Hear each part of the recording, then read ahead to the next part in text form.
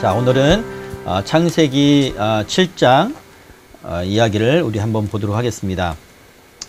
창세기 7장은 창세기 6장부터 해서 7장, 8장, 9장에 이르기까지 길게는 노아의 홍수와 관련된 그런 이야기죠. 그 중에 이제 그 홍수가 시작하는 부분입니다. 창세기 전체 속에서 7장, 8장이 이제 홍수가 시작되고 홍수가 진행하는 150일 동안 물이 가득했다 이렇게 말씀하시죠. 그리고 물이 그치고 마치는 데가 7장, 8장 이렇게 되어 있습니다. 7장의 구조는요. 1절에서 5절까지 먼저 하나님이 이제 그 방주로 들어가라. 그리고 7일 후에 비가 내릴 것이다. 그렇게 말씀하시고 그리고 정결한 짐승 암수 7쌍씩 그리고 부정한 짐승은 1쌍씩 이렇게 노아의 방주 안으로 들어가도록 합니다.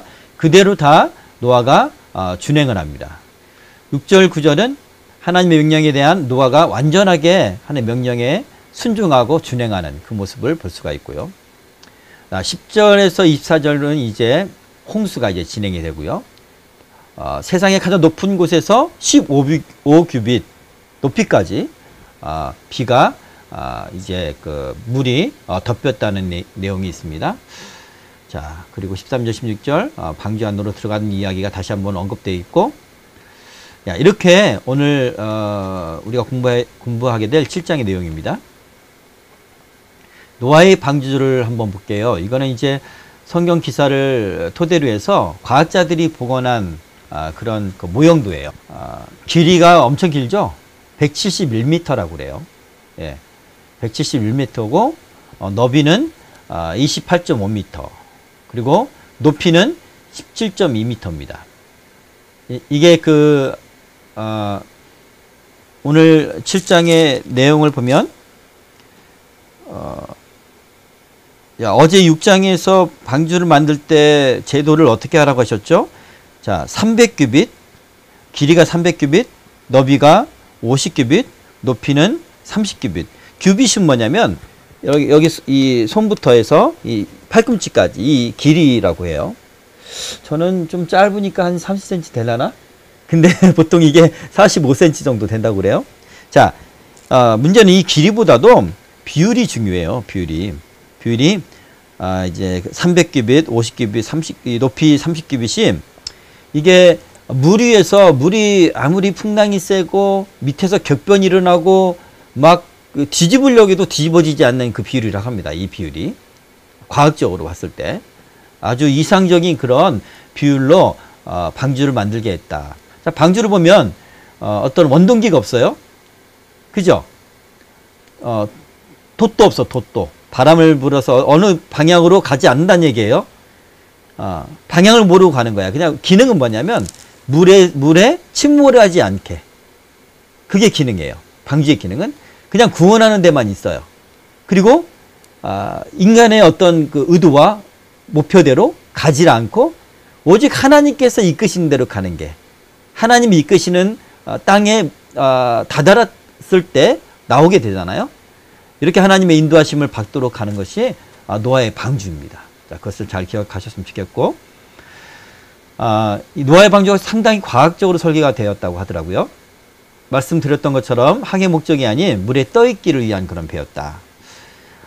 대격변. 이 대격변은 뭐냐면 비가 내려서 물이 이렇게 차오르고 또 밑에 지하수나 땅 밑에는 샘물들이 터져서 물이 차오르는 이 정도의 단계가 아니에요. 예, 밑에 있는 모든 땅속에 있는 샘물들이 우리가 지금도 땅 밑에 지층 밑에 엄청난 지하수가 있잖아요. 그죠? 자, 근데 그 지층 밑에 있는 그 지하수가 흐르고 있거나 고여 있는 그 지하수가 터질 정도면 엄청난 지각 변동이 일어났다고 그래요. 지각 변동이 있는 거예요. 그래서 바다에 있는 땅이 지각 변동으로 밀려 올라가서 높은 산이 되고 그랬다는 겁니다. 실제로 세상에서 가장 높은 그런 산에 올라가 보니까 조개 껍질이 있고 이렇게 바다에 있는 해양식물의 그 흔적이 그 산에 남아 있어요. 예, 사람이 올라갈 수 없는 그 높이의 산에 이렇게 엄청난 지각 변동 가운데에도 대해서 막 흔들리죠. 우리가 그 믹서기를 들이면 막 돌아가잖아요. 예? 그리고 이제 어항에다가 우리가 모래를 색깔별로 이렇게 놔요. 이렇게. 그리고 물을 틀고 막 세게 틀고 막 흔들어 봐요. 어항을. 지구를 막 흔드는 것처럼. 그러면 어떻게 돼요? 이 모래가 막 섞이고 막 그 안에 있는 뭐 어떤 물체는 잠기고 막 그러잖아요. 그런 상태예요. 그런 상태에서 배가 침몰하지 않는, 그렇게 않게 설계가 되어 있다. 그렇게 말합니다. 이 그 300규빗, 50규빗, 30규빗 이 비율이요. 1844년도에 영국의 이 그 배를 만드는 이 기술이 약 1000년에 가까운 그 전통이 있잖아요. 그런 기술이 있는데 그레이트 브리튼호의 비율과 딱 맞대요. 그러니까 현대 과학자들이 또 이제 이 배를 만드는 사람들이 이게 가장 이상적인 비율이다. 안정적인. 그렇게 말을 합니다. 네. 또한 이제 그 비율뿐만 아니라 재질도 보면요. 하나님이 고페르나무로 만들라고 하셨어요. 이제 고페르나무는 이제 성경에 옛날 잣나무라고 하는데, 잣나무라고도 하는데, 이건 아마 그 삼나무 종류에 속한대요. 근데 옛날에 알렉산더 대왕이 무적 함대를 만들 때 이 재질로 만들었다고 그러고요. 지금 우리 이탈리아 바티칸의 그 성 베드로 성당이 있죠. 베드로 성당의 문들을 삼나무로 만들었는데 1000년 동안 썩질 않았대요. 이렇게 아주 튼튼한 그런 나무를 재료로 사용했다. 그리고 역청을 발랐다고 하잖아요. 역청을 도포하고 그리고 나무 틈새에 바르고 그랬다는 겁니다. 역청이 뭐죠? 우리 여름에 아주 뜨거울 때 아스팔트에 가면, 지금은 잘 관리해서 그런 일 별로 없지만 옛날 같은 경우는 아스팔트가 녹아내려요. 녹아내려서 돌만 이렇게 돌이나 이런 것들만 남게 되는 것을 많이 발견하는데, 거기 지나가다 보면 이 운동화에 아스팔트가 이렇게 찐득하게 묻고 심지어는 나갈 수 없도록 신발이 벗길 정도로, 그 정도의 그렇게 녹아버린 적을 경험한 적이 있는데, 이게 역청이에요. 이게 역청. 이 역청을 발랐다는 거죠. 예, 방수가 되는 거고, 그리고 뿐만 아니라 서로 접착하게도 만들고, 예, 그리고 뭐 긴 기간은 아니긴 하겠지만 부패하는 것도 방지를 했겠죠. 네, 이렇게 하나님은 천연 재료를 통하여 만들 수 있도록 다 하나님이 설계하시고 재료까지 말씀하시고 이렇게 하십니다. 하나님은 너무나 정확하신 분이에요. 너무나 정확하셔요. 첫째, 인간의 불완전성이 있어서 완전한 배를 만들기도 쉽지 않았겠지만, 하나님은 하나님이 말씀하신 그대로 순종하기를 원하시는 그런 하나님의 의도도 있겠죠. 예. 하나님이 나중에 출애굽했을 때 이스라엘 백성들한테 성막을 만들라고 그래요. 그때도 하나님 정확하게 말씀하셔요. 재료까지. 어떻게 만들어라. 구름의 모양은 어떻게 해라. 지붕은 뭐 염소털로 하고 뭘로 이렇게 하나님은 정확하게 말씀하셔요. 환경과 모든 영적인 의미를 고려하고 상징을 고려해서 하나님이 거하실 장소를 만드십니다. 하나님이 이렇게 친절하시고 정확하신 분이, 우리의 삶은 그렇게 인도하신다는 걸 우리가 믿었으면 좋겠습니다. 자, 얼마만큼 컸냐? 용적률이 어떻게 됐냐? 크기가요, 환산하면 이 너비가 3층으로 돼 있잖아요. 근데 너비가 11,000제곱미터래요. 그러니까 우리 그 화물차량 522대에 실을 만한 용적률을 갖고 있다고 합니다. 어마어마하죠? 지금 살아있는 동물의 총수가 17,600총이래요. 근데 그 중에서 이제 노아 때는 정한 동물은 7쌍씩, 그러니까 14마리죠. 어떤 학자들은 뭐 6마리에다가 플러스 하나 이렇게 조정한 학자도 있는데 쌍입니다. 자, 14마리씩, 그 다음 부정한 동물은 2마리씩, 한 쌍씩, 남수 한 쌍씩 이렇게 했으니까 그걸 계산하면 45,000마리 정도 된대요. 동물의 평균 키가 뭐 공룡부터 해서 뭐 아주 곤충까지 있을 거 아니에요? 새까지 있고, 그 평균 키가 양보다 크진 않대요. 평균을 하면. 그러면 양을 화물차 한 대에 실었을 때 약 240마리가 들어간다고 합니다. 방주는 그렇게 실었을 때는 12만 5,280마리를 실을 수 있다고 그래요. 자, 실제로는 4만 5천 마리니까 넉넉한 그런 공간이 충분히 있다. 이런 거 하나하나에 의심하는 사람들이 있으니까 이런 계산들이 다 나오는 거예요. 예. 신학이 발전해 갈수록 믿음을 더하지 않고 의심하는 무리들이 더 생겨서 다른 작은 어떤 의심할 거리가 생기면 그 근거를 막 찾아요. 그래서 이거는 저자가 좀 다른 것 같아. 또는 이거는 세상에서 보니까 이거는 이런 식으로 편집을 했어. 성경도 이랬을 거야. 다 이렇게 의심을 해요. 예. 어쨌든 우리는 성경을 그대로 믿습니다. 자, 노아 방주의 영적 의미는 무엇인가? 심판 가운데서도 택함 받은 자를 구원하기 위한 하나님의 방편이다. 예. 또 하나는 그 세상에 이 지구상에 노아의 방주는 단 한 척이었다. 예. 구원의 방편은 오직 하나님이 주신 것. 오직 예수 그리스도임을 우리가 한번 잘 기억하시고 믿었으면 좋겠습니다. 자, 오늘 본문으로 들어갈게요. 1절에서 7장 1절에서 5절까지는 이제 그 준비 과정이죠. 노아 홍수 7일 전 이야기입니다. 자, 한번 1절 한번 읽어볼게요. 여호와께서 노아에게 이르시되 너와 내 온 집은 방주로 들어가라. 이 세대에서 내가 내 앞에 의로움을 내가 보았음이니라. 이렇게 말씀하십니다. 이 세대에서 내가 봤다. 이 세대에서 내가 너의 의로움을 봤다. 이렇게 말씀을 하죠. 이런 이야기를 하나님으로부터 이런 인정하심을 들었을 때 얼마나 기쁠까라는 생각을 저는 하게 됐어요. 이 세대에서 널 그냥 단순히 넌 참 의롭다라고 하지 않고 이 세대 가운데 너는 의롭다. 이렇게 세상의 수많은 사람과 비교해서 말씀하시는 하나님. 세상이 전부 타락했지만 노아만큼은 믿음으로 구별된 거예요. 예. 그래서 주님께서는 노아의 믿음을 보시고 기뻐하시는 거예요. 노아 자체가 타락하지 않았을까? 저는 그렇게 생각하지 않습니다. 아담과 하와의 타락으로 인하여 모든 인류는 전적으로 타락했어요. 피조세계는. 다른 사람에 비해서 유전적으로 완전함이 있을 테고 그 밖에 하나님 경건한 삶을 살았겠지만 그렇다고 해서 노아가 타락한 인생이 아닐까요? 타락한 인생일 거예요. 구원받기에 합당한 인생이 못 됩니다. 노아조차도. 그러나 하나님은 이 세상 사람들과 비교했다는 건데 그건 무엇이냐? 성경에서 말하는 의는 뭐냐면요. 하나님을 믿는 것을 의라고 해요. 하나님이 이 세상을 심판하시겠다. 그리고 노아는 그 하나님의 심판의 예언과 그리고 너를 구원하겠다는 그 언약을 120년 동안이나 믿었어요. 그냥 마음속으로 믿는 것이 아니라 그 믿음의 행동을 보였어요. 그건 뭐냐면 그 믿음대로 그대로 방주를 만들고 기다리고 지켰다는 겁니다. 다 준행했더라. 이 믿음이에요. 이 믿음. 하나님의 말씀 믿는. 성경에서 말하는 믿음은 하나님의 살아계심을 믿는 거거든요. 예.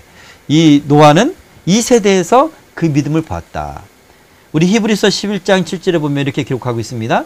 믿음으로 노아는 아직 보이지 않는 일에 경고하심을 받아 병해함으로 방주를 준비하여 그 집을 구원하였으니 이로 말미암아 세상을 정죄하고 믿음을 따르는 의의 상속자가 되었느니라. 아멘. 비록 우리는 이 타락하기 이전의 인류보다 도덕적인 기준이 너무나 낮아지고 세속과 하나님의 형상, 거룩하게 지음받은 형상이 요구되는 어떤 그런 도덕적인 기준과는 너무나 괴리가 있지만 그럼에도 불구하고 우리는 하나님 말씀 믿어요. 할렐루야. 믿습니다. 예. 그러므로 우리는 하나님이 인정하실 거예요. 너는 내가 내 앞에서 의로움을 내가 보았다. 이 세대에서 너의 의로움, 너의 믿음을 봤다. 그렇게 인정하시라 믿습니다. 아멘. 자, 2절에 보면 너는 모든 정결한 짐승은 암수 7씩 부정한 것은 암수 둘씩을 4개로 데려오며 이렇게 기록되어 있죠. 3절에는 공중의 새도 암수 7씩을 데려와 그 씨를 온 지면에 유전하게 하라. 자, 정결한 짐승과 부정한 짐승은 뭘까? 이런 의문이 생길 수 있어요. 성경에 또 레위기서에 보면 또는 이제 그 신명기 14장에 보면 이제 정결한 짐승과 먹을 수 있는 정결한 짐승과 그리고 먹으면 안 되는 제물로도 드리면 안 되는 그런 부정한 짐승을 나누잖아요. 예를 들어서 정결한 짐승은 돼지 같은 경우는 부정한 짐승이라고 하죠. 그죠? 부정한 짐승이라고 하고 그 밖에 곤충 가운데도 있고 또 이제 바다 생물 가운데도 비닐이 없는 그런 동물들은 부정한 짐승이다. 먹지 말라 이렇게 말합니다. 자, 그러나 이 그 노아 시대 때에 말하는 기준은 뭐냐면 나중에 그 출애굽 때 이스라엘 백성들한테 말씀하시는 정결함과 정결하지 않는 짐승의 구분은 뭐냐면 식용이에요. 식용. 먹었을 때 건강을 상하게 할 수 있고 쉽게 상할 수 있는, 예? 그리고 우리의 건강에 독이 될 수 있는, 지금은 이제 의학이 발달이 되고 그리고 여러 가지 다른 방편으로 우리 건강을 유지할 수 있기 때문에 먹어도 상관은 없어요. 그러나 출애굽한 이스라엘 백성들의 가나안 땅에 사는 그 당시에 이스라엘 백성들이 그것을 먹었을 경우에는 건강에 심각하게 문제가 될 수 있는 그런 짐승들을, 그런 동물들을 정결치 않은 부정한 동물로 먹지 말라 이렇게 말씀하셨고, 또한 하나님은 영적인 정결함뿐만 아니라 하나님 죄를 짓지 않는 것뿐만 아니라 몸의 부정함조차도 허락하지 않으셨어요. 왜냐하면 하나님의 성막 안에 계시고 그 가운데 이스라엘 백성이 있잖아요. 하나님께 오려면 우리 몸도 정결해야 되고 또 우리의 영적으로도 정결해야 돼. 죄도 없어야 되고 몸도 정결해야 돼. 그렇기 때문에 하나님께 갈 때 죄의 용서를, 속죄물, 희생양을 드려서 가고 또 몸도 씻고 막 이럽니다. 그렇죠? 그러나 이거는 날마다 그렇게 예배를 드리고 하나님 앞에 나간단 말이에요. 그러나 이 제사가, 날마다 드리는 이 제사는 예수 그리스도의 은혜를 설명하기 위한, 그렇게 매일마다 같지만 이제는 예수 그리스도께서 단 한 번의 제물이 희생양이 되셔서 단 한 번의 제사로 죽으셨다.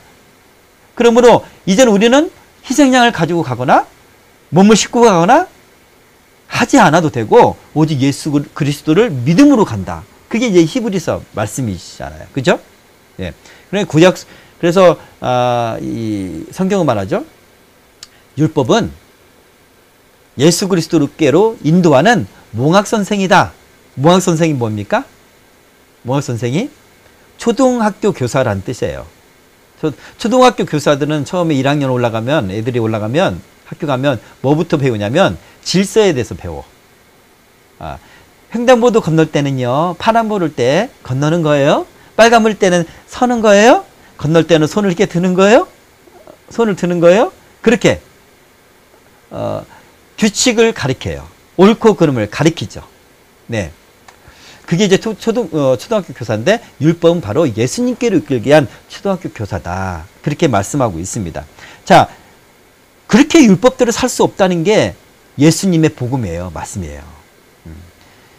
자, 어쨌든 오늘 이 정결한 짐승은 식용을 위한 그런 기준이 아니라 나중에 이제 아라랏산에 도달하고 노아가 하나님 앞에 제물을 드리죠. 예배를 드린단 말입니다. 그때 희생으로 드리는 제물, 그것을 위한 그런 구분이라고 학자들은 말합니다.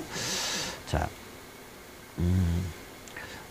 근데 이제 오늘 말씀 보니까 정결한 짐승은 암수 7쌍이라고 하고, 근데 어제 6장에 본 거 보니까 6장에 19절 20절을 보니까 모든 생물은 각기 암수 한 쌍씩 방주로 이끌어 드려라 이렇게 되어 있는데 오늘은 7쌍이네요. 이게 6장과 7장이 다르네요. 그래서 신학자들 가운데 의심하는 사람들은 뭐라고 하냐면 이거는 분명히 저자가 다른 거예요. 다른 사람이 저자였기 때문에 오기가 생긴 거예요. 틀리게 된 거예요. 이렇게 주장을 합니다. 그죠? 이 틀린 것을 그렇게밖에 이해하지 못하는 거예요. 왜냐하면 의심 때문에. 근데 이거는요, 120년 전에 노아가 처음에 하나님께서 너는 이제 그 암수 한 쌍씩 동물을 이제 방주에 태워라. 그 말씀이에요. 이거 뭐냐면 주님께서 아주 개괄적으로 지시하시는 거예요. 앞으로 이런 일이 있을 테니까 넌 동물들을 이렇게 한 쌍씩 들여보내. 그리고 지금은 이제 동물을 들여보내야 되는 직전이에요. 그러면 좀 더 자세하게 말씀하시겠죠. 예. 그러므로 정결한 거는 이제 7쌍씩 하고 부정한 것은 원래 말했던 것처럼 한 쌍씩 해라. 이렇게 더 자세하게 말씀하시는 내용이다. 그렇게 이해하시면 되겠어요. 예. 자, 9절에 보면요. 뒤에 9절에 보면 하나님이 노아에게 명하신 대로 암수 둘씩 노아에게 나와 방주로 들어갔으며 7일 후에 홍수가 땅에 덮이니 이렇게 말합니다. 암수 둘씩. 오늘 말씀 보면 아까 2절에 보면 암수 7씩. 부정한 것은 암수 둘씩이 이게 한 쌍이고 정한 것은 암수 7씩인데 세 쌍이라는 뜻이에요. 신학자들은 그렇게 말을 해요. 세 쌍이다. 그리고 하나가 남는다. 이렇게 말을 해요. 7마리라는 거죠. 그리고 그 하나 남는 동물은 나중에 재물 드리기 위한 그런 동물이다. 그렇게 말을 합니다. 예. 하나님 명하신 대로 암수 둘씩 노아에게 나와 방주로 들어갔으며, 네. 하나님이 노아에게 명하신 대로 암수 둘씩 노아에게 나왔다. 자, 노아가 7일 동안 동물들을 찾아 헤맨 게 아니에요. 지구상에 있는 모든 동물들을 어떻게 찾을 수가 있습니까? 곤충 한 마리만 잡아도 여름 방학 내내 못 잡는데, 그죠? 우리 애들은 잠자리도 제대로 못 잡더라고. 그렇죠? 못 잡아요. 근데 하나님이 이끄셨다는 겁니다. 하나님이 모든 동물들을 동물들이 나는 이제 동물들은 그 재난이 오고 그러면 동물들은 본능적으로 안다는 거잖아요. 그래서 무리지어서 어디 피신하기도 하고 그런다고 그래요. 재난이 오는 줄 알고 서로 앞다투어서 노아의 방주로 가려고 그랬을까요? 아니요. 딱 한 쌍씩, 2마리씩 왔다는 거예요. 이건 하나님의 철저한 그런 다스림, 인도하심이 있었다는 이야기입니다. 그렇죠? 네, 하나님의 능력이고 또한 주재하신 분은 하나님이시다. 그렇게 우리가 이해할 수 있겠습니다. 자, 11절 둘째 달 11일 날 노아가 600세 되던 때, 예, 500살의 아이를 낳았으니까 셈과 함과 야벳도 100살쯤 됐겠죠. 그리고 셈과 함과 야벳은 이때 아기를 낳지는 않아요. 방주에 들어간 사람은 8명 뿐이에요. 그리고 성경에 보면 방주에 나오고 나서 아기를 낳았다 이렇게 기록하고 있습니다. 예. 100살이 될 때까지 아기를 못 낳았대요. 나는 43세 낳았는데. 네, 어쨌든 별 연관성은 없어요. 2월 17일 날입니다. 2월 17일 날 그날에 큰 기품의 샘들이 터지며 하늘의 창문들이 열렸다. 노아의 홍수에 대해서 설명하는 많은 이론들이 있어요. 일시적인 지구적인 대격변이다 라고 하는 게 전통적이고 성경적인 해석이고요. 주장이고, 또 어떤 학자들은 심지어는 창조론자들 중에서도 부분적인 대격변이었다. 그것도 시대에 따라서 여러 차례 대격변이 있었다. 그러니까 우리가 오늘날에도 어느 지역에 대홍수가 있잖아요. 그죠? 그런 것처럼 그런 대홍수를 이렇게 기록했을 것이다 라고 주장하는 그런 진화론자들 또는 적절하게 타협한 창조론자들의 주장들이 있어요. 왜냐하면 이 모든 시도가 노아의 한 번의 대격변을 인정하지 않기 위한 거예요. 그리고 오늘날에도 홍수가 있으니까 아마 이 홍수를 보면서 사람들은 두려움에 이렇게 기록했을 것이다. 특별히 반유대주의자들은요. 신학이 또 그렇게 이제 가톨릭 때도 그렇게 반유대주의자였잖아요. 이 선민 사상, 유대인 중심으로 이 모든 것이 유대인이니까 선민, 백성인, 이스라엘 백성들의 초점이 맞춰져 있잖아요. 그렇기 때문에 이 노아의 홍수, 유대인의 전통에 쓰여진 이 성경은 유대인의 그 선민 사상을 뒷받침하기 위해서 후대에 편집한 거다. 이렇게 주장하는 사람들도 있습니다. 그리고 뭐 길가메시 뭐 설화라든가, 그리고 뭐 저기 어디 섬나라, 그리고 남아메리카, 페루나 이런 여러 가지 그런데도 왜 바벨탑 같은 게 있잖아요. 그죠? 지구라트가 있단 말이죠. 그리고 그 지구라트에 얽혀서 연관되어서 나오는 설화가 뭐냐면 거인에 대한 설화예요. 그리고 대홍수에 대한 설화야. 근데 다 왜곡됐어, 사실은. 왜냐면 그 모든 각 문화권에는 다 이 대홍수에 대한, 지구의 대홍수에 대한 그런 설화가 있습니다. 그러니까 꼭 있었다는 얘기죠. 있었다는 얘기인데 달라요. 왜냐면 이게 구전으로 왔기 때문에. 구전으로. 그러나 성경은요, 하나님의 경건한 후손들이 기록한 거예요. 대대로. 기록한 거죠. 구전으로 온 것을 생각해 보세요. 노아가 950살을 살았으니까 홍수 끝나고도 350살을 살았습니다. 그렇죠? 그러면 아브라함의 시대와 그렇게 멀지 않아요. 그게 구전되어 오고 이제 이스라엘 백성들이 족장 시대에 그것들이 기록하고 구전되어 오다가 모세의 시대 때 모세가 제대로 기록을 한 거란 말이죠. 그러니까 정확해요. 어디서 그것을 알 수가 있냐면 우리가 아까 노아의 제도를 배웠잖아요. 300규빗, 50규빗, 30규빗. 이 구조는 사람이 생각할 수 없는 그런 아주 안정적이고 과학적인 그런 배의 설계도란 거예요. 근데 이게 우연히 구전되어 오는 그런 설화 가운데 하나라면 그렇게 할 수 있겠습니까? 그렇게 할 수 없다는 거죠. 그런 어떤 그런 것들 하나하나를 보면 이 홍수 이 사건이 설화에 그치지 않고 지구적인 어떤 그런 대격변 사건을 그대로 성경은 기록하고 있다. 그렇게 우리는 꼭 믿어야 될 줄 믿습니다. 꼭 기억하세요. 신학이 발전할수록 하나님에 대해서 더 잘 알아가야 되는데 신학이 발전할수록 자유주의자들이 생기고 그리고 의심이 생기니까 다른 해석들을 자꾸 내놓는단 말이죠. 그리고 이런 거 있어요.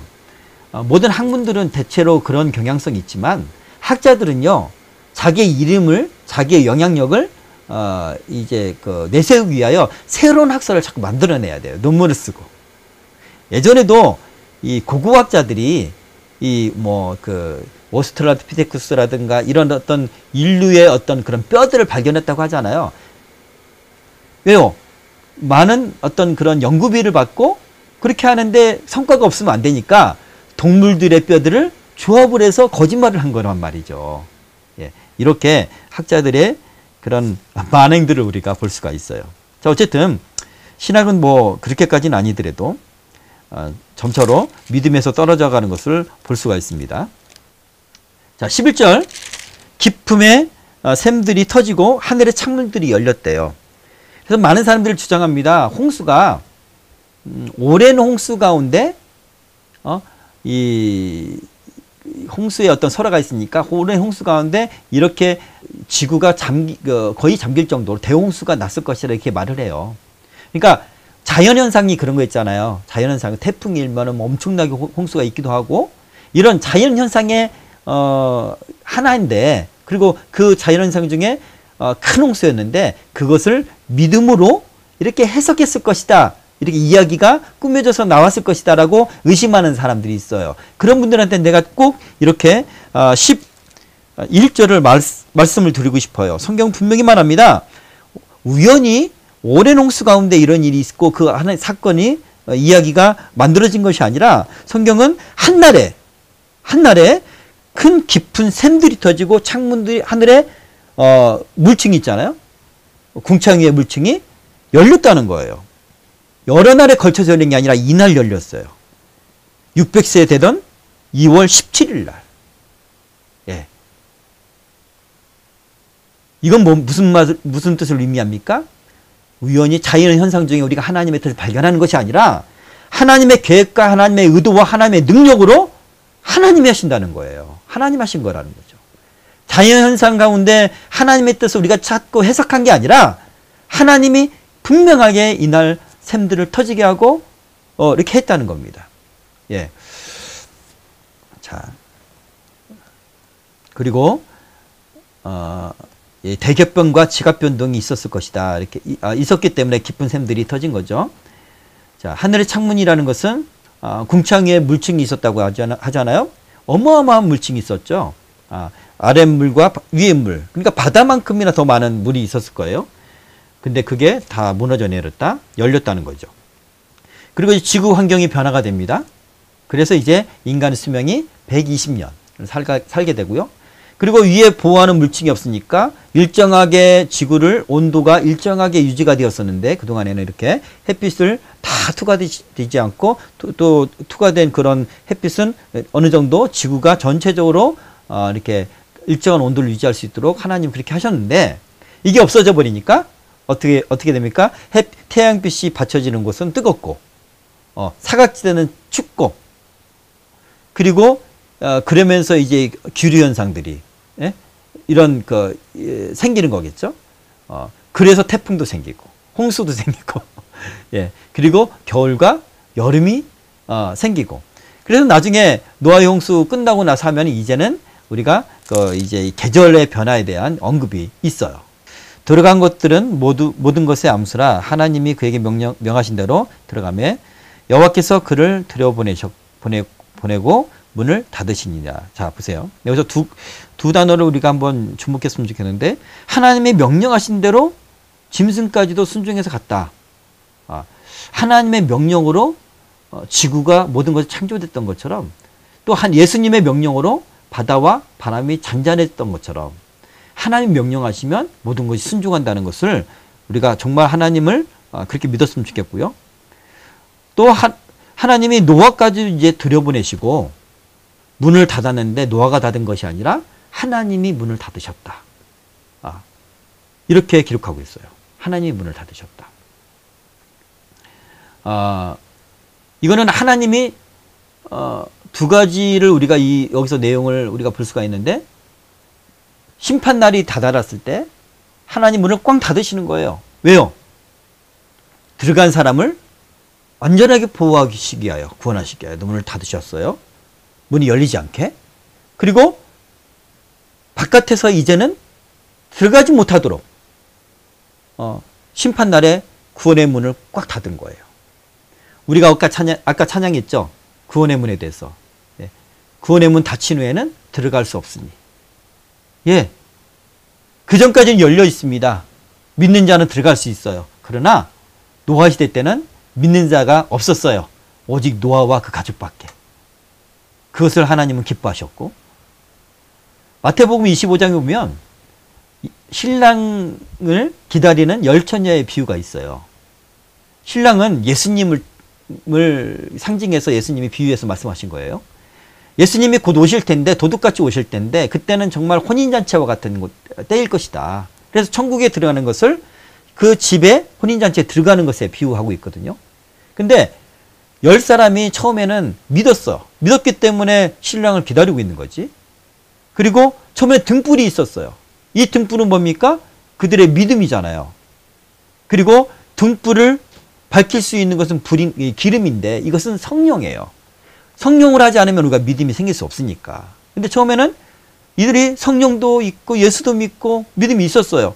그래서 예수님 오실 때까지, 신랑이 올 때까지 기다리고 있었습니다. 근데 신랑이 더디 오니, 원래는 어둡기 전에 와야 되는 게 맞아요. 그런데 더디 왔다. 이건 뭐냐면 그 비유를 통해서도 예수님이 말씀하셨던, 기대했던 그때가 아닌 더디 올 수 있다라는 것을, 종말이 더 늦게 올 수 있다라는 것을 예수님이 그 비유를 통해서도 말씀하시는 거란 말이죠. 더디 오니까 잔단 말이죠. 예수님이 깨어있으라고 했는데 신랑이 언제 올지 모르니까 깨어있으라고 했는데 잔단 말이죠. 근데 여기서 정말 우리가 주목할 것은 뭐냐면 10사람이 다 자요. 모든 믿는 자가 잔다는 거예요. 잘 믿는 자나 잘 못 믿는 자나 깨어있는 자나 덜 깨어있는 자나 잔다는 거예요. 왜? 늦게 오니까. 근데 문제는 뭐냐면 신랑이 이제 다 달았다. 준비하라. 맞으러 나와라. 한다는 거죠. 맞으러 나와라. 그거는 신랑이 올 때 그런 소리가, 신랑을 인도하는 사람이 소리를 지르잖아요. 마치 예수님이 오시기 직전에 징조를 보여주시고, 그리고 천사들의 나팔 소리가 있잖아요. 우리가 영적으로 안단 말이죠. 그러면 다 깨요, 그때는. 예수님이 곧 오실 거를 다 알아요. 그래서 깬단 말이죠. 자다가 깨었어. 그런데 문제는 뭐냐? 5사람은 기름이 떨어졌네. 나머지 5사람은 기름이 남아있어. 자긴 하지만 성령이 있어. 예. 성령이 있으니까 믿음이 있잖아요. 불을 밝힐 수 있잖아요. 그러니까 신랑을 맞이할 수 있는 거예요. 그래서 이 5사람은 기름이 없으니까 기름을 살아가는 사이에 신랑이 들어간 거예요. 예수님 오실 때 성령이 우리에게 믿음을 주시거든요. 성령이 없으면 그러니까 기도로 내가 믿음이 떨어지면 떨어진 사람이 있다는 거예요. 그때는. 그러면 구원받지 못한다. 자, 나중에 추후에 기름을 사갖고 와서 가보니까 문이 닫혔다는 거예요. 그러면서 저희가 주님을 기다렸던 사람들입니다. 문을 열어주세요 해도 내가 너희를 알지 못한다. 문을 안 열어준다는 거예요. 심판의 정확성, 그리고 아주 어묵함, 이것을 우리가 잘 알 수가 있어요. 그들이 살아간 사이에 신랑이 오므로 준비하였던 자들은 함께 혼인잔치에 들어가고 문은 닫힌지라. 노아는 120년 동안 준비하고 그 믿음을 잃지 않았고, 그리고 그때가 되었을 때 주님의 뜻에 따라 들어갈 수가 있었던 거예요. 믿습니까? 그런 우리 많은 사람들이 그런 사람이 있었으면 좋겠습니다. 그렇게 구원받는. 화석은 어떻게 만들어졌을까? 그야 간단하지. 예를 들어 물고기가 죽고 나서 호수나 바다의 바닥에 가라앉는 거야. 그리고 죽은 물고기 위에 퇴적물이 천천히 쌓여서 화석이 되는 거지. 어때? 나 잘 알고 있지? 과연 이런 식으로 화석이 만들어졌을까? 그렇다면 우리 하나씩 생각해보자. 물고기가 죽으면 바닥에 가라앉을까? 아니면 물 위로 떠오를까? 여기 죽은 물고기를 봐봐. 아, 이건 뭐야? 물고기가 죽으면 가라앉는 줄 알았는데 아니잖아. 맞아. 대부분 생물이 죽게 되면 바닥에 가라앉지 않고 물 위로 뜨지. 그리고 다른 생물이 뜯어먹거나 박테리아에 의해 분해되어 사라지게 돼. 우리가 꼭 기억해야 할 것은 물속에서 생물이 죽으면 교과서 내용처럼 바닥에 가라앉는 것이 아니라 뜬다는 거야. 그리고 퇴적물이 죽은 생물 위에 천천히 쌓여서는 화석이 절대로 만들어지지 않는다는 거지. 퇴적물이 오랜 시간 동안 천천히 쌓인 게 아니야? 대부분 그렇게 생각하지. 나도 처음에는 퇴적물이 오랜 시간 동안 쌓여서 화석이 만들어진 줄 알았어. 학교에서 그렇게 배웠기 때문이야. 그런데 그게 아니었어. 아무리 생각해도 퇴적물이 천천히 쌓여선 화석이 될 순 없잖아. 퇴적물이 쌓일 동안 죽은 생물은 다 부패해서 없어지겠지. 그래서 최근에 교과서 내용이 바뀌었는데 퇴적물이 오랜 시간 동안 쌓여서가 아니라 빠르게 쌓여서 화석이 만들어진 것이라고 바뀐 거야. 교과서라고 다 맞는 것만 가르치는 것이 아니구나. 맞아. 과학 지식은 언제든지 바뀔 가능성이 있어. 현재의 과학 지식이 꼭 진리인 것은 아니거든. 또 수정되어야 할 부분이 있는데. 아, 알겠어. 죽은 생물이 화석이 된다는 부분 맞지? 그래, 교과서 내용처럼 죽은 생물이 화석이 되는 걸까? 화석은 대부분 살아있던 상태에서 화석이 된 건데. 그걸 어떻게 알 수 있어? 화석을 자세히 관찰하면 알 수 있어. 여기 물고기 지느러미나 뼈 등 섬세하게 보존된 물고기 화석들이 있는데 죽고 나서 만들어진 것 같아? 아니면 살아있을 때 갑자기 퇴적물이 덮쳐서 만들어졌을 것 같아. 아무리 살펴봐도 죽고 나서 호수나 강바닥에서 만들어진 것이 아닌데 분명 살아있을 때 모습인데 이건 큰 물고기가 작은 물고기를 잡아먹다가 화석이 되었잖아? 맞아. 이건 어룡인데 출산하는 도중에 화석이 되었어. 많은 생물이 화석으로 발견되었지만 가장 많은 양을 차지하는 것이 조개류 같은 화석이야. 조개 화석을 보면 조개가 살아있을 때 화석이 되었을까? 아니면 죽은 다음에 퇴적물이 쌓여서 화석이 되었을까? 그것을 어떻게 알 수 있어? 죽은 조개는 대부분 입을 벌리거든. 바닷가에 널려있는 조개 껍질이나 된장국에 보글보글 끓고 있는 조개를 보면 죽은 조개는 입을 벌리고 있어. 여기 조개 화석은 입을 다물고 있는데? 그렇지. 대부분 조개 화석은 입을 다문 채로 있어. 이건 퇴적물에 묻히기 직전에는 살아있었다는 증거야.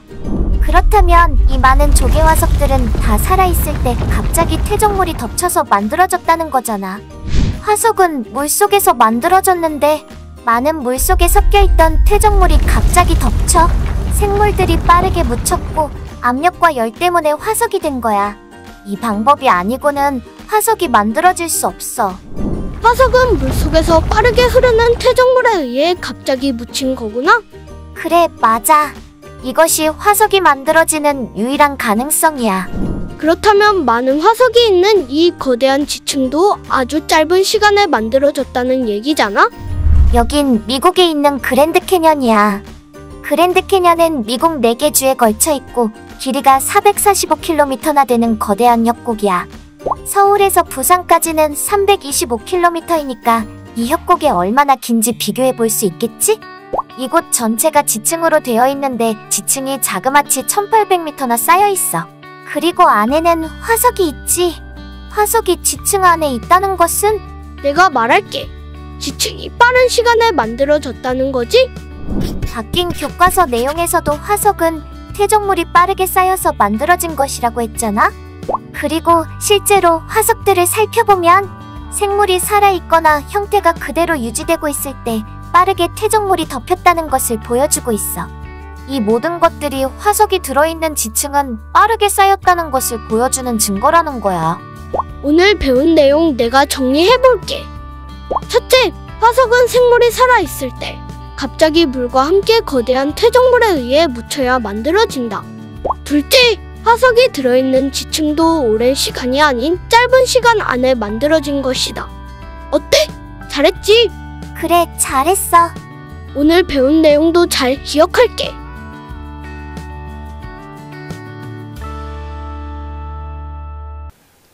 네, 잘 보셨습니까? 옛날 생각나네. 보여주면서 설교하던 생각이 나는데, 이 화석이 노아의 홍수를 이제 증명하는 것을 우리가 알 수가 있고요.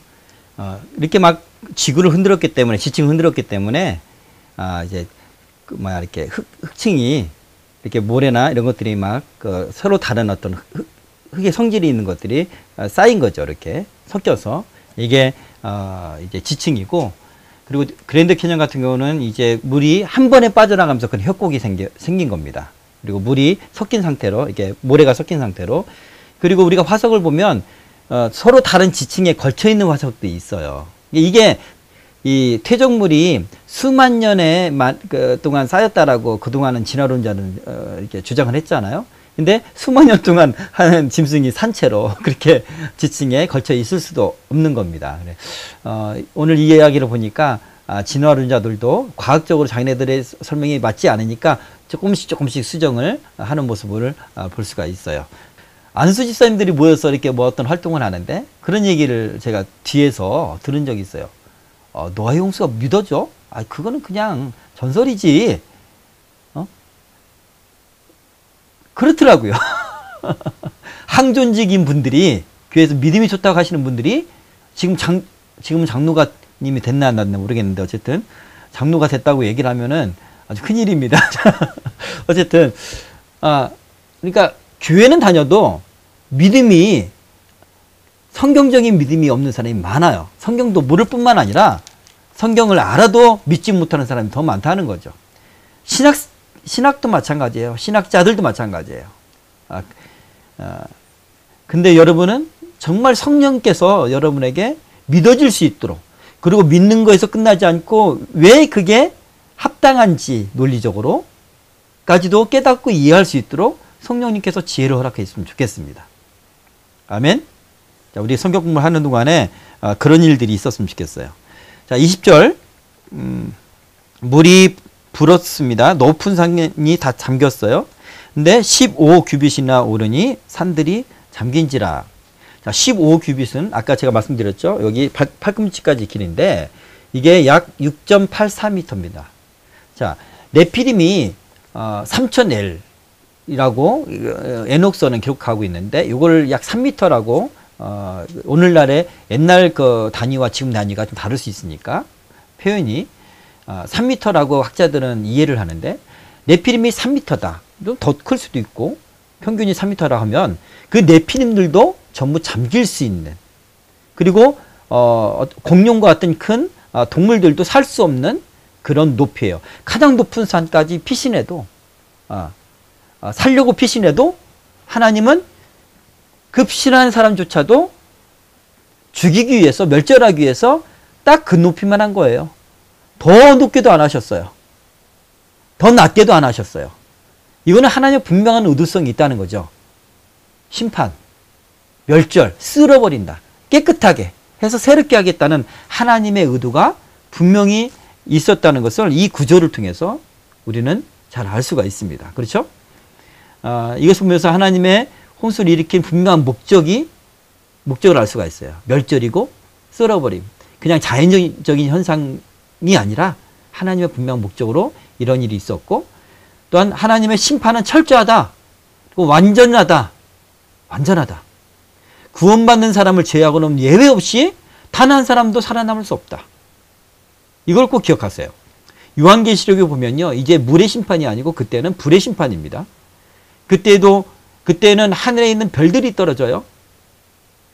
별들이 떨어지면서 지구가 어마어마한 불에, 그리고 어마어마한 지진과 화산 폭발과 이런 것들이 휩싸이게 돼요. 여러분, 유성이 하나 큰 것이 떨어지면 그런 재난이 벌어지잖아요. 근데 그게 한두 개가 아니라고 생각해 보세요. 그랬을 때 많은 사람들이 하나님의 심판인 줄 알면서도 하나님께서 하시는 줄 알면서 하나님을 저주한다라고 이렇게 계시록은 회개하지 않고 그렇게 그런 모습을 우리가 발견할 수 있고요. 요한계시록 6장 15절에서 16절을 보면요, 땅의 모든 임금들과 왕족들과 장군들과 부자들과 강한 자들과 모든 종과 자유인이 굴과 산들의 바위 틈에 숨어, 그러니까 별들이 떨어지고 막 그러니까 재난이 있으니까 도시에서는 못 살고 평지가 아니라 산 속에 숨는 거예요. 그런 거에서 해를 받지 않도록. 여기서 7계층이 등장하는데 이거는 왕부터 자유인 종까지, 그러니까 모든 계층을 다 얘기하는 거예요. 그 모든 계층들 가운데 피하려고 해봐야, 바위 틈에 숨어봐야 안 된다는 거예요. 산들과 바위에게 말하되 우리 위에 떨어져 보좌에 앉으신 이의 얼굴 위에서와 그 어린 양의 진노에서 우리를 가리라. 우리를 보호해달라고 하나님한테 호소를 못하고 응답할 수 없는 그런 어떤 돌에 호소를 하는 이런 지경에까지 이른다는 거죠. 그래도 구할 수 있는 게 없다. 피할 수 있는 사람이 없다. 노아의 홍수를 보면 알 수가 있죠. 하나님이 딱 멸절하기 위해서 15규빗. 딱 그만큼 물이 차게 만드십니다. 자, 24절 보면 150일 동안 물이 창일했다. 이거는 비가 올 때부터 계산을 한 거예요. 비가 40일 동안 왔다고 하죠. 샘이 터지고 비가 온 기간이 40일 동안. 그리고 또 물이 바람에 의해서 물러가고 마르고 해서 땅이 드러나고 하는 기간. 이 기간 다 포함해서 150일을 말하는 겁니다. 예. 만일 에덴 동산의 하와가 선악과를 따먹지 않았다면,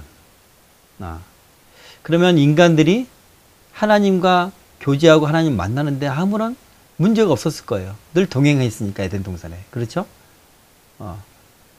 그리고 내적으로 고민과 고통이 있었을까? 기쁨이 넘치고 하나님과 함께 있으니까. 대신 없는 게 있을 거예요. 뭐냐면 지금처럼 우리가 누리는 어떤 이런 정욕을 위한 이런 인간적인 즐거움이겠죠. 근데 이게 우리는 이 인간적인 즐거움과 기쁨을 우리는 지금 추구하고 바라잖아요. 이거 없는 세상에서 어떻게 살아? 이렇게 생각하잖아요. 근데 천국 가면 이것과 비교할 수 없는 기쁨이 있다는 거예요. 천국 가면, 천국에 죽은 사람들의 이야기를 들으면, 천국에 다녀온 사람들의 이야기 들으면 세상에서의 즐거움이나 세상에 기대하는 바들이 전혀 생각이 안 난대요. 그만큼 행복하고 기쁘대요. 에덴 동산은 그러지 않았을까? 그러나 1차적으로 선악과를 따먹음으로 신라곤 했고 또한 선악과를 따먹음으로 비판하고 판단하는 능력이 생겨서 서로 반목하고 갈등하고 미워하고 살인하고 이런 일이 생기게 되죠. 만일 천사들이 타락해서 인간들에게 정욕을 위하여 쓸 수 있는 방법들, 정욕을 불러일으켰잖아요. 지금은 그걸 다 너무나 당연하고 우리가 그 생활 속에서 하는 거지만 하지 말라는 얘기가 아닌데요. 아니에요. 하는 거지만 근데 집착하면 그건 영적으로 문제가 있을 수 있어요. 예. 어쨌든 만약에 그런 타락 이전에 천사가 타락하기 그러니까 하와의 타락 이후에 그래도 인간이 정욕에 집중할 수 있는 상황이 아니었어요. 그렇게 정욕에 집중할 정도는 아니었단 말이죠. 그리고 그래도 하나님을 바라보고 살았단 말입니다. 에노스 때 모든 사람들이 하나님께 예배하고 그때 이르러.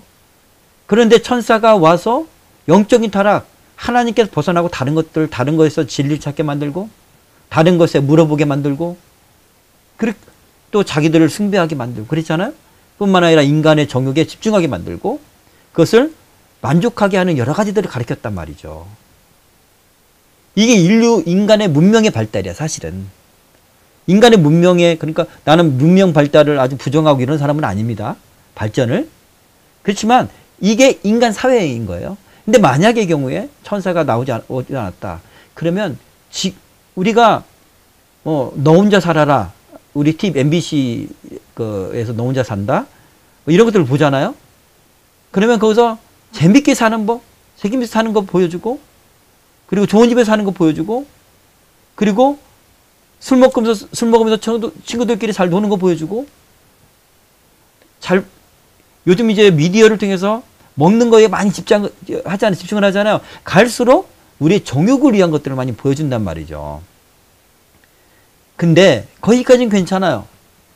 근데 우리 마음 가운데 그것을 하고 싶고 또한 거기까지 가지 못했을 거에 받는 어떤 그런 낙심과 절망과 우울함 이런 것들이 다른 사람들한테 다 있다는 거죠.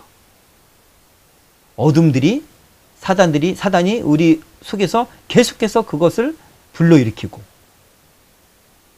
그렇다고 그런 걸 다 누리는 사람은 행복한 삶을 살까요? 아니요. 연예인들은 더 명예욕이나 이런 것들이 있지 않아요. 연예인들은 우울증이 더 많습니다. 공황장애가 더 많아요. 정신적으로 영적으로 아파가고 망가져가는 모습을 우리가 볼 수가 있어요. 만약에 천사가 오지 않았으면 그래도 좋았을 것이다. 하나님 앞에 온전하게 서지 못해도 인간 스스로 내적인 어떤 고통은 없었을 것이다. 저는 그렇게 생각을 해요. 지금보단 덜했을 것이다. 인간은 그렇게 부패하게 되었어요. 그래서 이스라엘 백성들이 하나님의 백성이 되는 그 순간 시내 산에서 하나님께 나가고 하나님의 음성을 들려주기 위해서 가까이 오라고 하는 그 순간에도 하나님 말씀하십니다. 여호와께서 모세에게 이르시되 내려가서 내 백성을 경고하라. 백성이 밀고 들어와 나 여호와에게로 와서 보려고 하다가 많이 죽을까 하노라.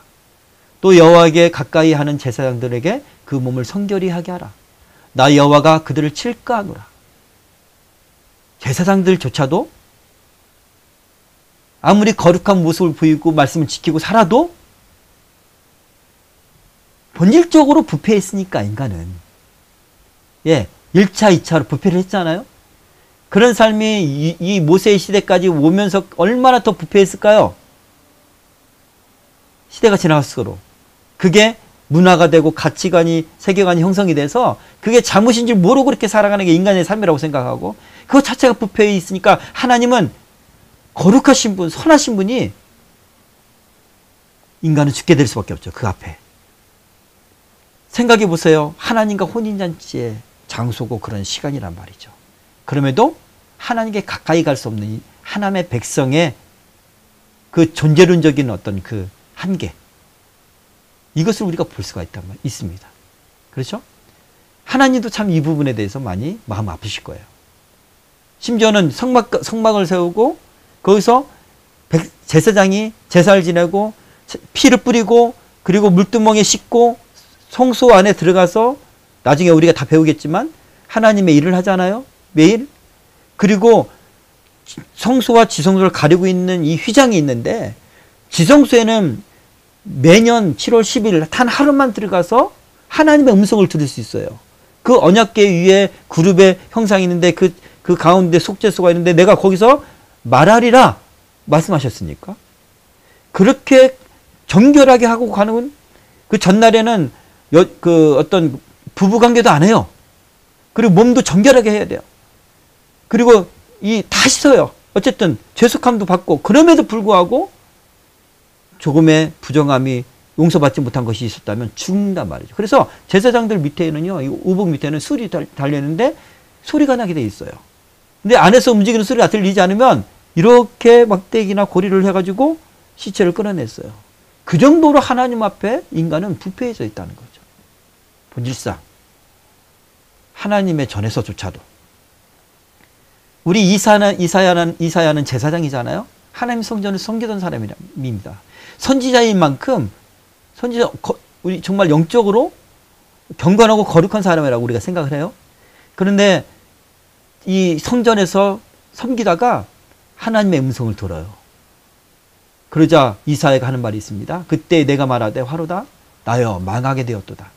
나는 입술이 부정한 사람이요 나는 입술이 부정한 백성 중에 거주하면서 만군의 여호와이신 왕을 배웠음이로다 하였더라. 인간은 영적으로 느껴요.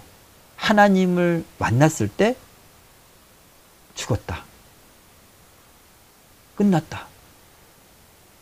믿음이 있는 사람이라면 죽었다고 생각은 안 할지라도 그냥 느껴요. 영이 느껴요. 견딜 수 없게 돼. 견딜 수 없게 돼. 제가 고등학교 때 성령을 체험을 했어요. 저는 성령을 어떻게 체험했냐면 너무나 뜨겁게 체험을 했어요. 그때 연합 수련회 기도원에 가서 수련할 때 나도 성령을 알게 해달라고 만나게 해달라고 성령 내게 임해달라고 계속 고래고래 소리면서 목소리가 찢어지도록 부르짖었어요. 그러자 그렇게 하나님을 부르짖는 자는 반드시 만날 것이요 성령을 주신다고 말씀하셨잖아요. 성령이 오셨는데 불이 내린 것 같았어요. 정신이 잃을 정도로. 그런데 어떤 현상이 있냐면 내 몸이 내 의지가 아닌 대로 흔들리는 거야. 내 입술이요 굳어져서 내 의지가 아닌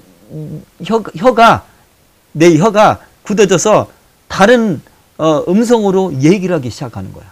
나중에 이제 방언 받을 때는 그 다음날 새벽이었는데 어쨌든 처음에 그날 성령이 임했는데 현상이 뭐냐면 내 죄가요 다 보이는 거야. 다 스쳐가 보이는 거예요. 심지어는 이것도 죄인가 싶을 정도도 그 당시에 난 느끼겠어. 이게 엄청나게 더럽고 타락하고 부패나고 냄새나는 죄라는 걸. 내 내면에 있는 내 욕심까지도 다 보이는 거야. 내가 잊어버렸던 것, 내가 알지 못했던 것도 다 보이는 거야.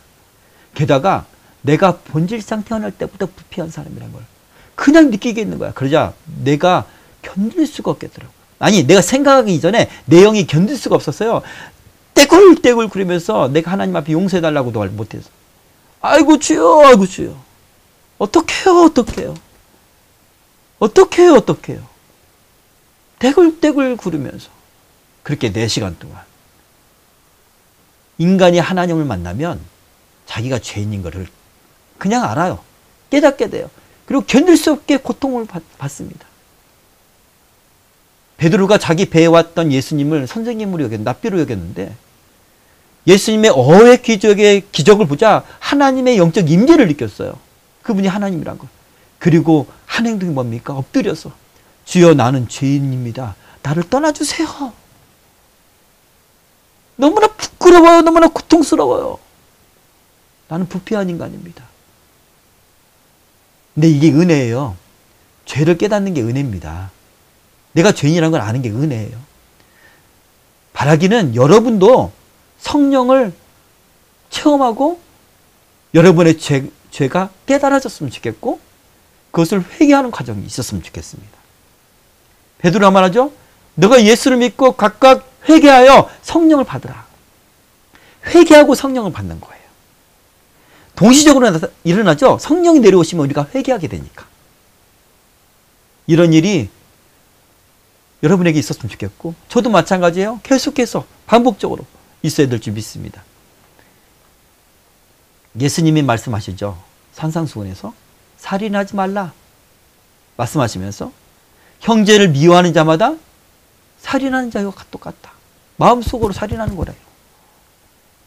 간음하지 말라 말하면서 여인을 마음에 음욕을 품고 보는 자마다 간음한 거다 말씀하십니다. 이혼하지 말라 말씀하시면서 이혼한 것 자체가 간음이래요. 오늘날 자유로운 사람이 한 명도 없을 거예요. 그렇다고 해서 그 잣대로 이혼한 가정들이나 이혼해 새롭게 하는 가정들을 하나님 버리시는 게 아니라 새로운 은혜를 베푸신다고 했잖아요. 우리의 삶에 하나님이 절충안으로 계속 선하게 인도하신다고 말씀하셨잖아요. 그렇게 이런 율법으로 될 수는 없지만 예수님이 말씀하시는 이 율법은 뭐냐면 이스라엘 백성들이 시내산에 받았던 율법보다 더욱더 강화된 율법입니다. 원래는 그것도 죄인 거야. 원래는 내 쪽에 네 중심에 있는 그것도 죄인 거야. 행하지는 않았지만 우리 속이 본질적으로 부패하고 타락했다는 걸 예수님 말씀하시는 거예요. 예수님 만나기 위해서 메시아가 오셨다는 것을 믿고 부자 청년이 오죠. 자기가 하나님 말씀 다 시켰다고 하나님 사랑하고 이웃을 사랑했다고 말합니다. 그리고 율법을 다 시켰다고 말해요. 예수님 뭐라고 말합니까? 네가 갖고 있는 재산을 팔아서 가난한 자에게 나눠주고 나를 쫓으라. 그런데 이 사람이 버리지 못한 것이 있어요. 정욕이에요. 이 세상의 것이에요. 그러니까 어떻게 돼요? 하나님과 이 세상을 선택할 때 하나님 선택해야 되잖아요. 하나님 명령하셨으니까. 선택을 하라고 했으니까. 선택하라고 안 했으면 몰라도. 그러면 예수님 쫓는 게 맞잖아요. 그게 믿는 사람이잖아요. 진짜 하나님이라고 믿는다면. 그러나 근심하면서 가더라 하시면서 예수님 말씀하십니다. 부자는 더 많은 지킬 만한 것이 있고 정욕이 있기 때문에 누리고 있는 것이 있기 때문에 낙타가 바늘길을 통과하는 것보다 부자가 천국에 가는 것이 더 어렵다라고 말씀하셔요. 놀랄만한 말씀이에요. 왜냐하면 모든 사람이 다 그렇거든요. 그 부자 청년의 문제가 아니에요. 모든 사람이 다 그래요. 돈이 없어도 마음 많은 그런 부자 청년과 같은 것을 추구합니다. 모든 사람이 다 그래요. 누가 천국에 들어갈 수 있을까요? 그렇다고 예수님 그러면 이거 어떻게 해야 됩니까? 사람들이 그렇게 근심해요. 예수님 말씀하시죠. 뭐라고 말씀하십니까? 예수께서 그들을 보시며 이르시되 사람으로서는 할 수 없으되 하나님으로는 그렇지 아니하니 하나님으로서는 다 하실 수 있느니라. 예수님의 산상수훈은 사람을 지킬 수 있는 게 아니에요. 모세의 율법은 사람이 온전하게 다 지킬 수 없어요. 유대인들은 그렇게 하려고 율법주의로 빠졌지만 우리가 천사의 타락 이전의 시대로 돌아갈 수가 없어요. 에덴 동산의 시대로 돌아갈 수 없어요. 그거는 우리가 죽어서 천국에 갔을 때 그렇게 돼요. 이 세상에 모든 정욕이 없어져요. 그렇다고 우리가 그 정욕, 죄가 발현하는 그 정욕을 없애기 위하여 산에 올라가서 돌을 닦아야 됩니까? 불가능해요. 없어요. 그런 사람은. 네. 없어요. 그러나 예수님 말씀하십니다. 불가능하다. 그래서 내가 온 거야. 그래서 내가 너희들한테 필요한 거라고 말씀하시는 거예요. 예수님의 산상수훈은. 사람으로서는 할 수 없다. 너희들은 부패해. 인정해야 돼. 율법주의자들이 말하는 거예요. 너희들 율법을 하나하나 지키려고 노력하죠? 하지? 그런데 봐라. 니네가 지키려고 하는 그 율법과 안 지킬 때 병든 자, 가난한 사람, 힘든 병든 자들 고치는 걸 너희는 비판하잖아? 그게 옳은 거야? 너희들은 부패했어를 말하는 거예요. 그 시간에 안식일 날에 너네 가축이 구덩이에 빠지면 너희들은 건져내잖아. 지킬 수 없어. 말씀하시는 거예요. 사람으로서는 할 수 없다. 오직 하나님이 할 수 있다. 근데 하나님이 하시는 방법이 뭡니까? 바로 구원의 방주예요. 그 물의 심판을 노아가 스스로 자기를 구원할 수 있었을까요? 구원의 방주예요. 그 문으로 들어가게 만드는 것. 예수님 말씀하십니다. 다 이끄시더라. 나와오더라. 예수님 하나님의 명령대로 하나님 말씀하시죠. 나오더라. 그런 자만 구받을 수 있는 거예요. 선택받은 자. 그리고 노아를 들여보내시잖아요. 그리고 하나님이 꽝 닫으십니다. 꽝 닫으셔요. 구원의 문이 열려있다가 믿는 자만 들어가고 꽝 닫으셔요. 심판의 날에는. 재난의 날에는. 예수님 말씀하십니다. 그러므로 예수께서 다시 이르시되 내가 진실로 진실로 너에게 말하노니 나는 양의 문이라. 예. 양이 주님께 보호받으려면 이 양 울타리에 들어가는데 그 문, 그 예수님을 통과를 해야 되는 거예요. 그러지 않으면 이리들이나 죽음에 노출되어 있는 것입니다. 바로 이 양의 문과 같은 예수님의 은혜, 십자가의 은혜, 우리를 구원하시. 그래서 우린 부패해요. 그렇다고 해서 부패한 채로 나는 더 추구하고 또 정욕을 위하는 삶을 살라고 하는 얘기가 아니에요. 어느 정도 부패했으니까 하나님 예수님의 은혜를 구하되 세상 속에서는 더 종욕적이고 집중하지 않도록 경건을 유지하는 게 크리스천의 올바른 삶이에요. 그래야 영적인 것을 하나님과의 관계를 유지할 수가 있습니다. 심하게 더 세속적이 되고 그러면 우리가 하나님과의 관계 영적인 이 둔감성이 더 두터워져요. 그럼 날마다 영적인 것을 추구하고 그렇더라도 나의 부정함과 내 부패함을 스스로 해결할 수 없으니 하나님의 은혜로 예수님께 나아가는 겁니다. 믿습니까? 아멘. 주님께서 우리를 위하여 양의 문이 되셨다.